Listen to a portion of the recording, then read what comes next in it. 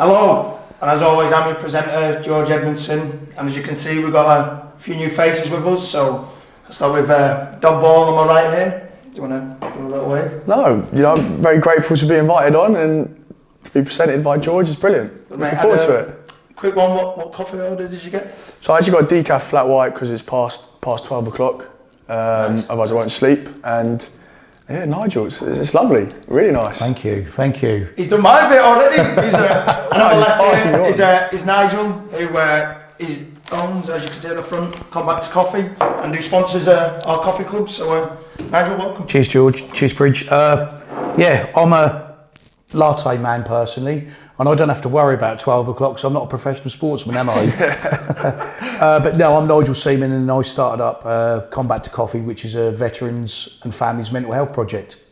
Good. So do you just want to quickly just give us a bit of background, your service? Yeah, so I'm ex-military, done 12 and a half years with the local regiment, which is the Royal Anglian Regiment, and I basically, once I left the military, I was a prison officer for a number of years. Ooh, be careful what you're saying. Yeah. Once a screw, always a screw. Is that the term? I don't know. But unfortunately, I was involved in something in the military which, after a number of years, I had a breakdown of my mental health. And as I went through my journey, I realised that coffee makes conversation. So I set up a coffee project to allow people to speak freely and openly and actually try and get help if they need it. Good. Obviously, we spoke about Come Back to Coffee a bit with obviously them sponsoring us, but this is what Coffee Club's about. It's get a chat. It's more mental health, a bit more serious this year, and just getting things off your chest really. So we'll start with the first question. What's your favourite thing about a match day at Portman Road? Who wants to take the lead? Condom. All right then.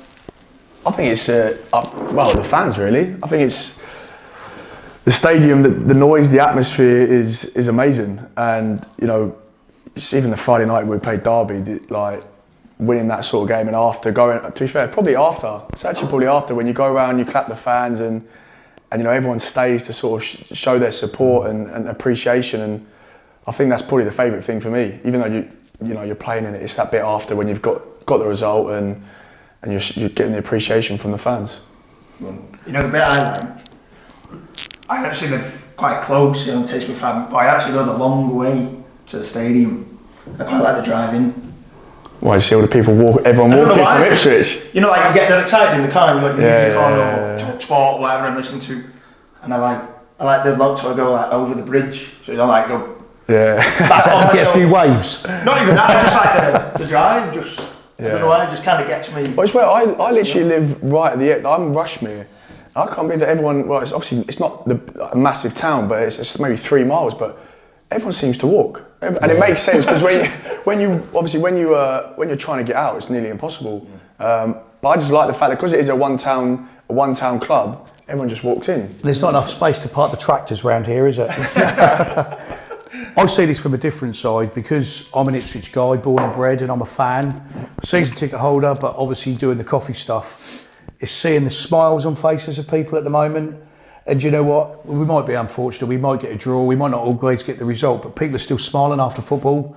And that's massive for a local lad to see. There's a buzz around the club, and that's great. Yeah, I think there certainly is. No, there is. Buzz around the club, so definitely. Hopefully it can continue. We'll move on.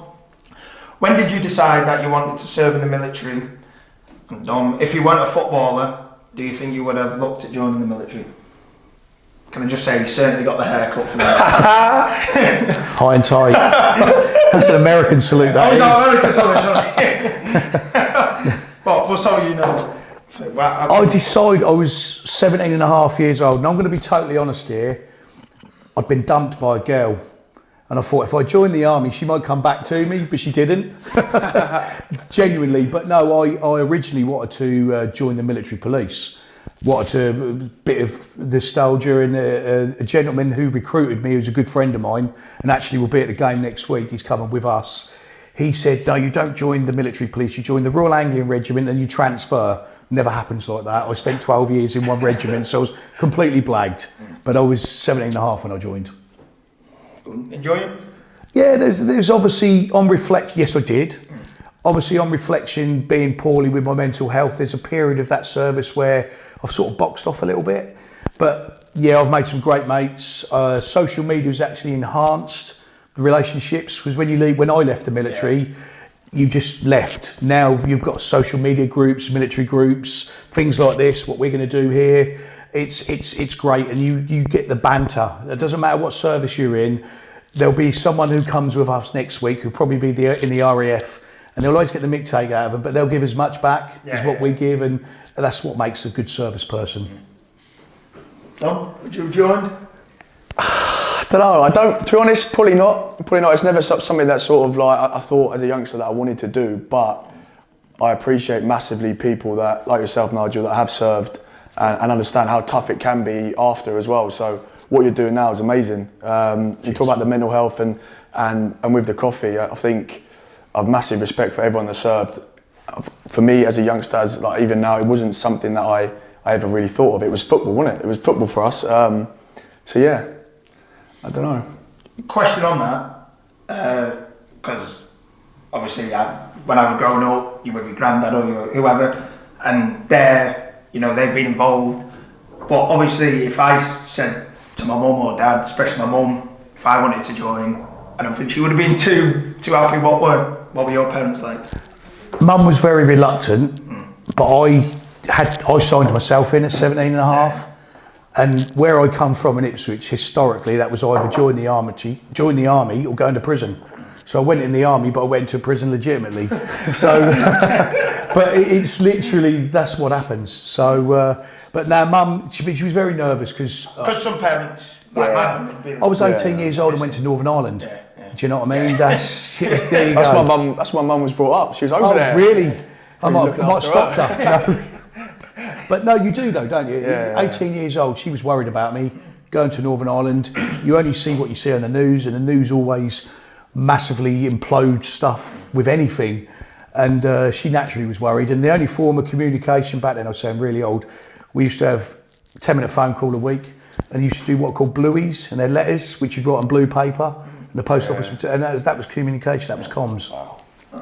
Because obviously you said mental health in it, obviously some of the things you've had to do have affected you, but nobody really thinks about, your mum and dad or your girlfriend, you're away for ages at a time, and obviously something bad could happen while you're in the military. So, and that's why I've set this up, that's the indirect effect on others. So I had a breakdown, but my kids suffered, my parents suffered, my partner suffered. That's the indirect effect that has on people, and I think we tend to forget those, and that's the important thing, because I'm suffering and I'm having a wobble, they're suffering as well. Yeah. I think that's an important point. Yeah, definitely. Having served, what does remembrance mean to you, and why is it important that that period is recognised? So remembrance is not only about those who've passed, it's those who have served, those who are serving, and those who want to serve, really. Do you know what I mean? It's the whole shebang, because you've got young cadets running around. Some of them have got aspirations to join the military, and actually they're wearing a uniform. Why shouldn't they be recognised as part of remembrance? And I think it's also about you sometimes personally, if you've served, just taking a period of reflection yourself. And because I've lost mates through the military, and actually you can step back and go, this is sad, and you'll remember them. But actually, let's look at what can come in the future as well. And I think that's the whole part. It's not just past, it's present. And I think, like I just said earlier on, the Queen's passed this year. And for a lot of people who are ex-military, that's going to be massive, because they will wear their medals. Hopefully we're going to get some people to wear medals next week. Her face won't be on no more medals. They've stopped, that'll be the King's face. And that's, we served the Queen. Yeah. It's a massive year this year. That's proper crazy. Yeah. Touching on that, can you tell us a bit, obviously we were talking off camera, and talking about the bit with the medals, what you're planning on, hopefully some fans who are ex-military. We want to do something, trial it out at a club called Medals to Matches, and I think what would be a good idea is getting people who are ex-services, either they can wear their military medals, or if they're out, they get a veterans ID badge, little pin badge, which is issued by the medals department. They wear that. And it's about recognising those people, and you haven't got to say thanks or anything, just wear it with pride.